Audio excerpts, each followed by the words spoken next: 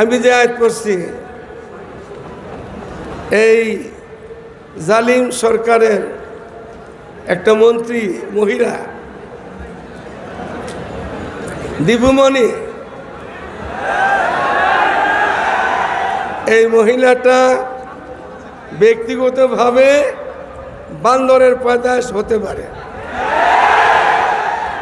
তার সাথে ছিল জাফর ইকবাল, ওইটাও ব্যক্তিগতভাবে বান্দরের থেকে আসতে পারে। কিন্তু আমরা শুধু আমরা নাই, হিন্দু বৌদ্ধ খ্রিস্টান মুসলমান বাদে যত মানুষ অমুসলিম আছে তারাও আদম সত্তা, বান্দরের থেকেও আসে নাই। কিন্তু এই মহিলা সারা দুনিয়ার মানুষকে বান্দরের থেকে আসছে আওয়াজ উঠাইছিল। এই সরকারটাই ছিল জালেম, খুনি, লুটতারাস এবং বান্দরের জন্মের থেকে আসছে তারা। আমি এরকম মহাসমাবেশে সবারে বলছিলাম, কুত্তা মরে গেলে জানাজা হয়, শুয়ার মরলে জানাজা হয়, জানাজা হয় না। বান্দর মরলে জানাজা হয় না, মানুষেরই জানাজা হয়, মুসলমানের জানাজা হয়। এরা যে এই দেশে এত বড় একটা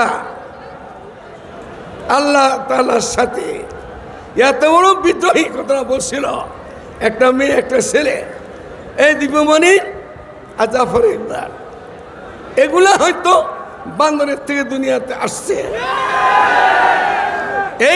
এই দুইটা বাংলার মাটিতে এখন কোথায় পলায় আছে জানি না, হয়তো দেশ ছেড়ে চলে গেছে, না হয় কোথাও পলাতক আছে।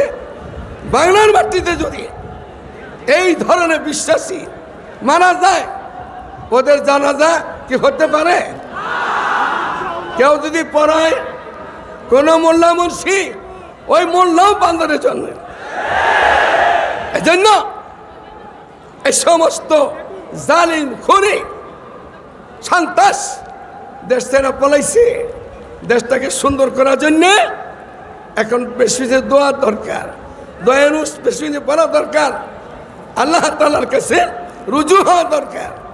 দেশ পাইছি আর কিছু হয়ে গেছে এমন কিছু এখনো হয় নাই, এমন কিছু এখনো হয় নাই। এই জন্য আমরা যেন আল্লাহ তাআলার দিকে রুজু হই।